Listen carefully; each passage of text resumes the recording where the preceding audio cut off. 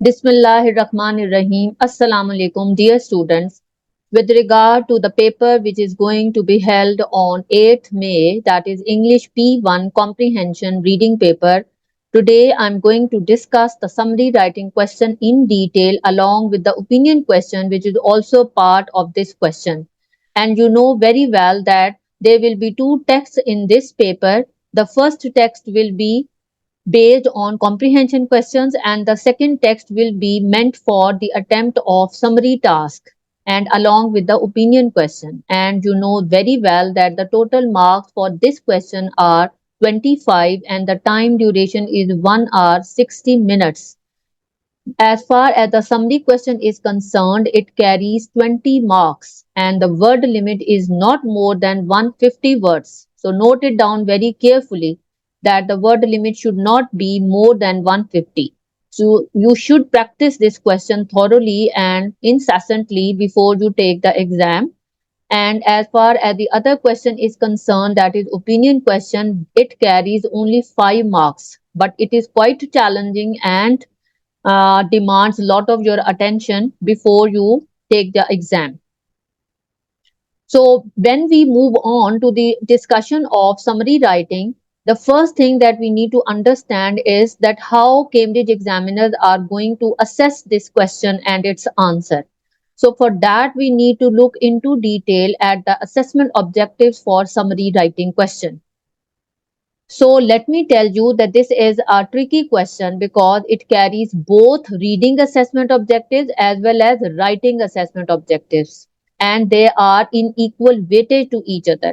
That means that 10 marks will be there for the reading assessment objectives and equally 10 marks will be there for the writing assessment objectives. And which of the criteria of reading will be assessed? That number one is that you should be able to demonstrate understanding of explicit meanings. Explicit meanings means superficial meaning, vivid meaning. You should be able to, it means that understand what the question, what the text is describing. And the second criteria will be R5, which means that you should be able to select and use information for specific purposes, which means that you will read the text and then according to the rubric you will select those content points which fulfill the demand of rubric, and then you will use that information to answer the question, which is the purpose of summary in that task. And it also tests your writing assessment objectives for the equal marks of 10. And which of the writing assessment objectives? W2 and W3. W2 means that organize and structure ideas and opinions for deliberate effect. That the student should be able to arrange their ideas and opinions according to the demand of the question and the rubric. For deliberate effect means for the desired effect. And W3 means that the student should be able to use a range of vocabulary, variety of vocabulary, and the sentence structure, which is the utmost thing in the summary writing question. It should be appropriate to the context. Now, these points and these assessment objectives will be discussed in detail as we move on. First of all, I want to discuss the 7 stages of planning and writing the summary question. They are well approved by the Cambridge examiner. So you must memorize these 7 steps by making a short list of these in your mind so that you attempt the summary question according to these steps. And this will turn out to be an excellent attempt after following these steps. So the first step is that first of all you have to scan read, means that you have to read it thoroughly in order to understand, in order to form an overview of the text, means that what it is about. And the second step is that you read the text carefully and circle any keywords. Keywords I have already explained. Keywords are those words which are most challenging, which you think are describing the answer or the key point of your rubric. Just as you underline the keywords while answering own words question. Similarly, you have to underline the keywords of the summary question in order to pick out the relevant content points.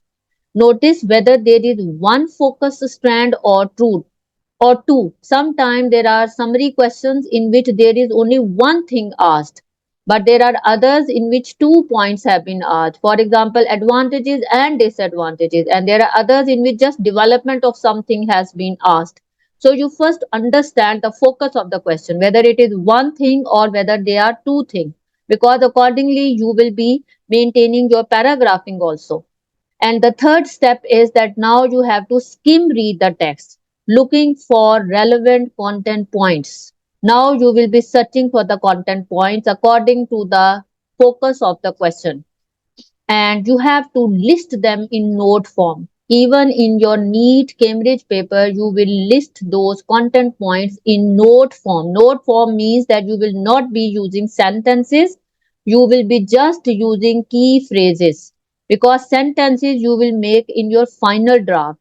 In several of the books by the Cambridge examiners, even they have given you the picture of the rough plan. And after your rough plan is written and you have completed your neat plan, please make a line through that rough plan. Cross it only by making one line through it. Don't do too much cutting, because presentation and neatness are very important.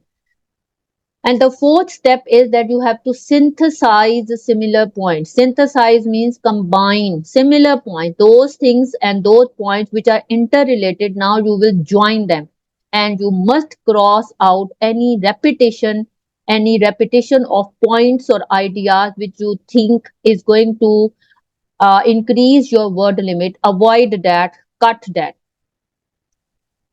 Then the next step will be that number 5 step will be see whether your points are in the best order. Do you think that you are making an organized attempt of your points?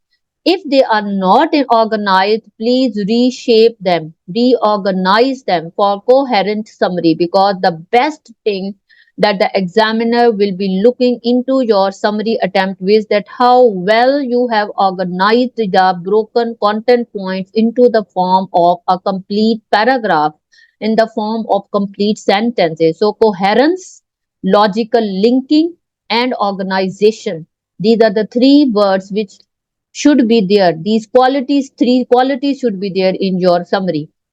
But you have to keep the text aside.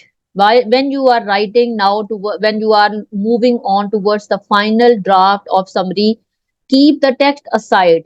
Why? Because so that you avoid wholesale copying of sentences or phrases. But there is a very interesting point mentioned in point number 6, that using your notes, write summary in full sentences, change things into your own words if easy to do. If it is easy for to do, then change the things into own words. But if you think that by changing you are going to deteriorate or alter the meaning of the word, or if you think that you are going to use too many words while describing or mentioning the synonym of a word from the passage, so you better avoid copy. So you better avoid changing. This is very important and interesting point, that if you can easily change, do change. If you can't easily change, don't change, because the examiner basically wants that you have not copied complete sentences from the summary passage, from the text. But if some words have been reused in your answer, the Cambridge examiners will not mind that. But those students who are good at synonyms, those who want to achieve A stars, and those who think that they can write down the synonym of a word very, very briefly, they must do that. And this point is for those learners who are comparatively weak in their linguistic ability. So this is an encouragement point for those students. And the last point is that you must proofread your attempt and see whether there is fluency and whether there is accuracy in your answer or not. If there is no accuracy, if there are mistakes, cross that word by making a line through that word and write its correct version. But the best thing is that you avoid cutting as much as possible. Now, the other thing, while you are combining the content points, the thing that you have to keep in mind is that your sentence types, your sentence structure should be very effective. And there are three types of sentences which I'm going to discuss with you. And all three types of sentences you must be using in your attempt of 150 words. The first type, which is the most easy, is the simple sentence. You might be surprised that why you would write simple sentence. The simple sentences also have a very significant role, that those points which you think are independent enough to stand, they are so important that they should be mentioned separately in separate sentence. There you have to use simple sentence. Simple sentences are those sentences which have just one main verb. And example I have shared is, for example, you say he completed the task. This is a very simple example just to make you realize that what is a simple sentence. So at least one simple sentence or maximum two you can write in 150 words. But more preferably, you will be using the second and the third type of sentences which I'm going to share with you, and they are compound sentences. As their name tells you, that they are a mixture of two independent clauses. And how do you combine these clauses? With the help of coordinating conjunctions.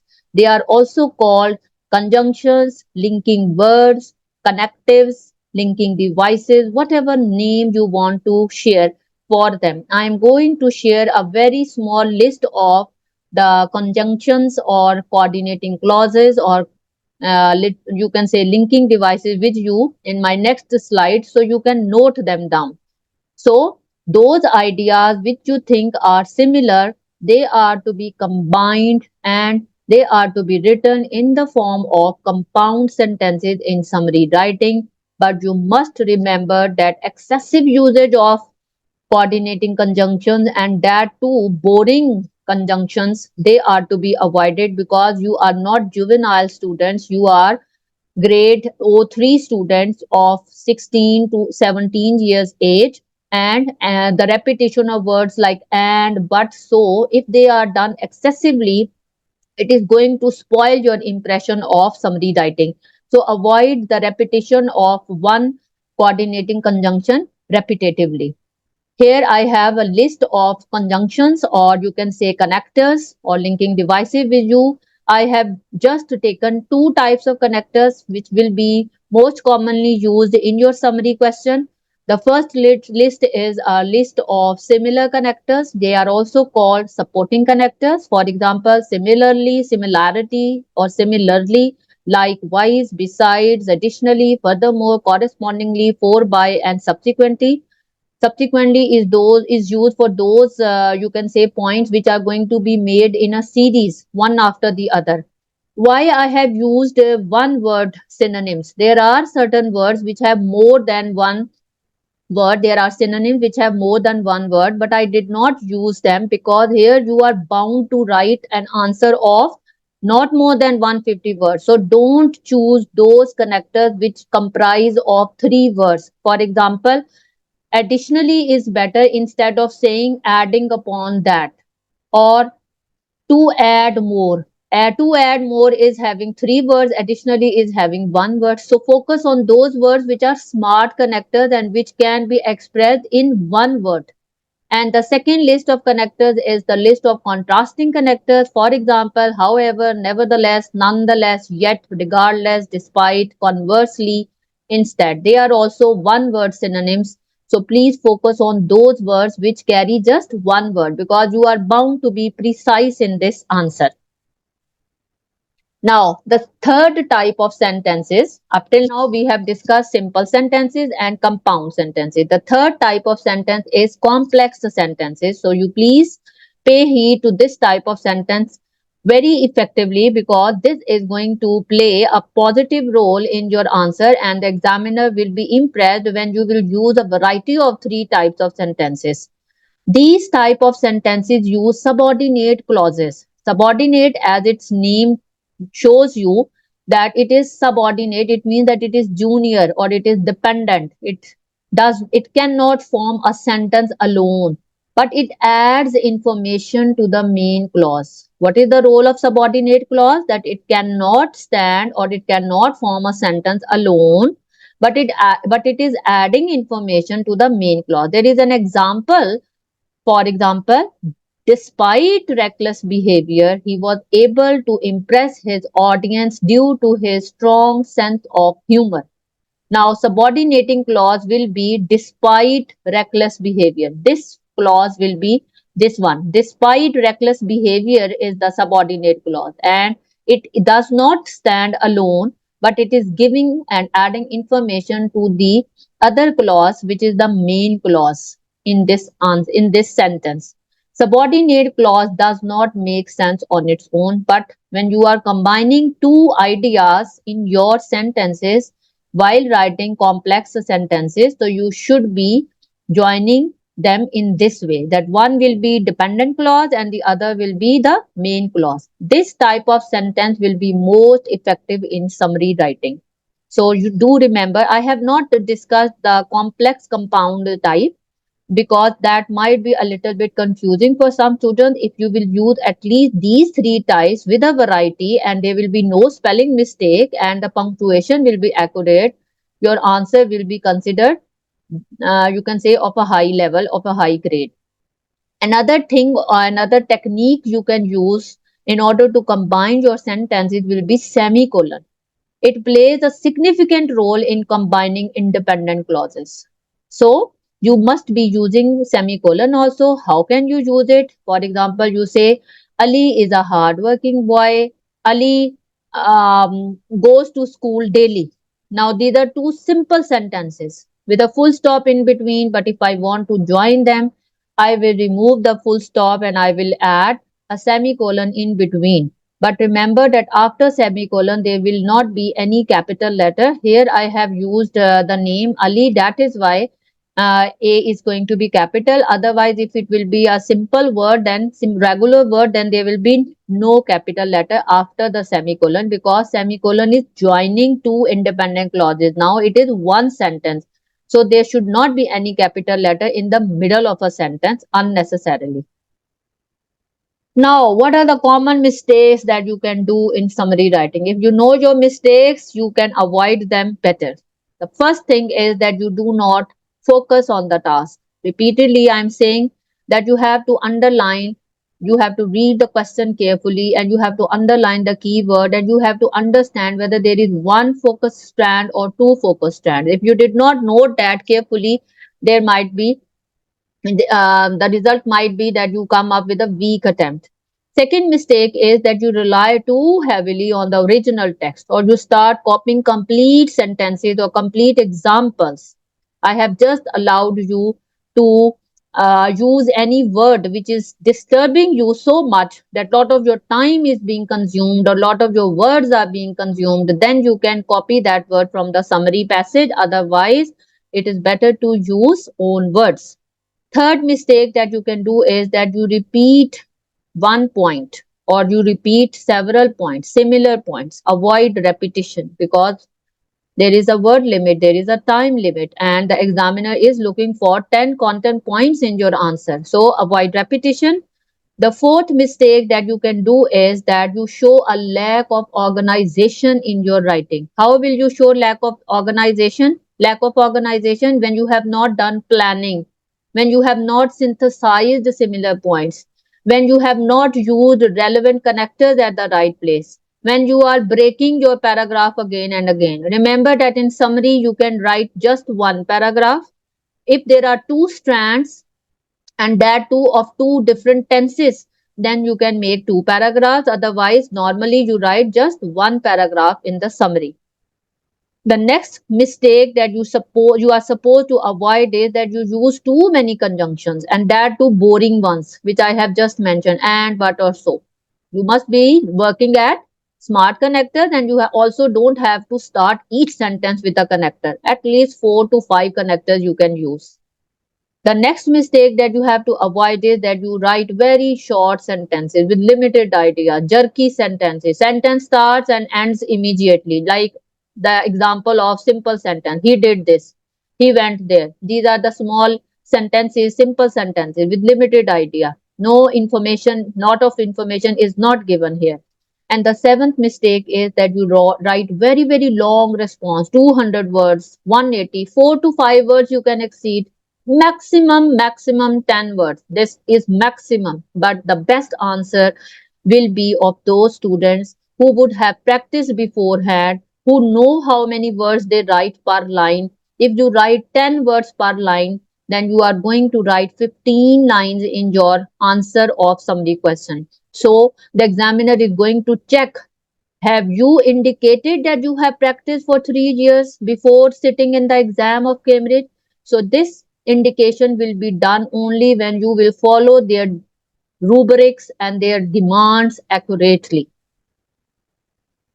Now, this was all for the summary question. Now, coming quickly towards the opinion question, which is called 3B. And the marks for this question I have told you are 5. Candidates give a short response to show understanding of implicit meaning or implicit attitude in response to text B. Remember that for this question, the assessment objective which you have to keep in mind is that what will the examiner understand? What will the examiner search in your answer? Have you understood the inner meaning of the question? Not the superficial one. The demand for this question, the assessment objective for the opinion question is quite interestingly, it shows that whether you demonstrate understanding of implicit meaning and attitude. Implicit means hidden meaning. Implicit means inferential meaning.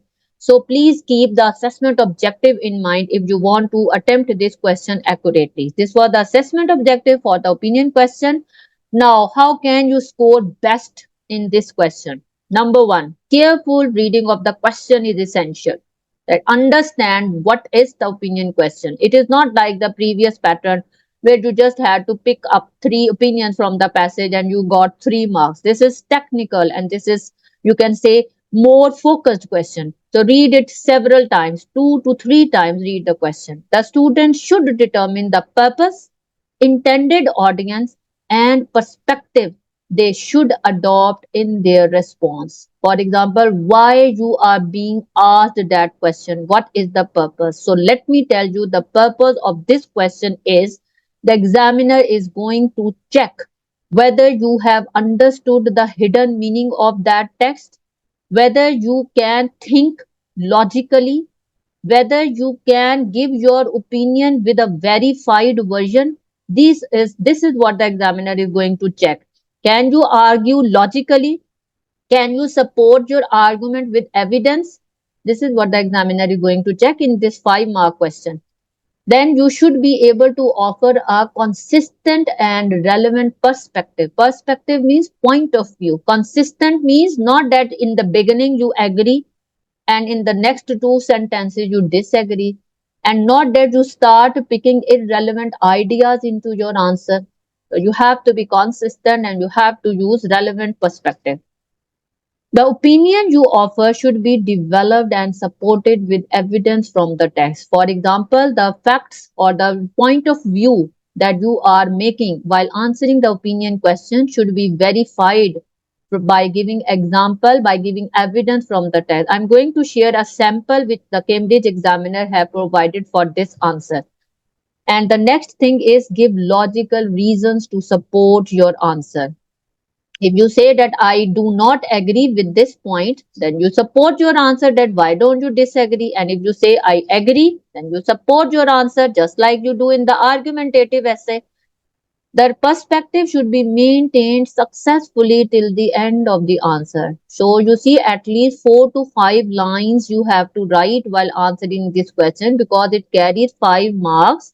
The examiner is going to check it according to the marks. At least 4 to 5 points should be there in your answer. Now this is the specimen answer to 3B which has been provided by the Cambridge examiner. It has not been written by me. The question in 2024 specimen paper was that some local people think that your tree hotel might have a negative effect on forest environment. What is your opinion and why? You cannot answer this question until and unless you have read the whole passage thoroughly. So first attempt the summary question, later you attempt the opinion question in the order which has been prescribed by the examiner? The answer is quite straightforward. The very first word says that negative.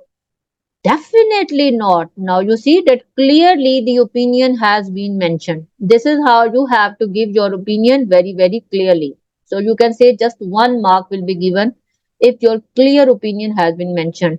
But if you did not verify your opinion, no mark will be given. So what does the answer says? Without the tree hotel, the trees would have all been cut down for logging. So we are actually maintaining the forest ecosystem for future generations. So you see that he made a point and then he supported it. So the word so says that now the explanation of that we have made a big effort. We have made a big effort to protect the wildlife. Look at the film I used to prevent birds from flying. Now you see evidence from the passage to verify his point. Flying into the mirror cube. Moreover, now the connectors have been used even in this answer because whenever you are going to convey 2 to 3 points, connectors will definitely come into your answer. Moreover, our tree houses are designed to blend into the forest as if they are part of nature. So now you see that 3 points he has made along with the opinion which is quite clear into the answer, and the whatever opinion he is mentioning, it is being verified by information from the text, but this is all in own words. Nothing has been copied and it has been written in simple language. This answer has been written by using some of the short forms like we are and we have. Please don't write short forms into your answer because I copied it the way it was written on the Cambridge website. But my advice for my students is that don't mix direct and indirect speech. Dear student, this was all from my side for the summary writing and opinion question. If you want to achieve best score in this paper, please attempt at least 3 comprehension passages and 3 summary passages. You can take the passages from 0 500. Even several books are supplied in the market where the sample passages have been provided. Hopefully, your teachers would also have shared them with you. Even your mock paper will be a good rehearsal for you to do before the CAI's paper. Best wishes, best regards. Allah Hafiz.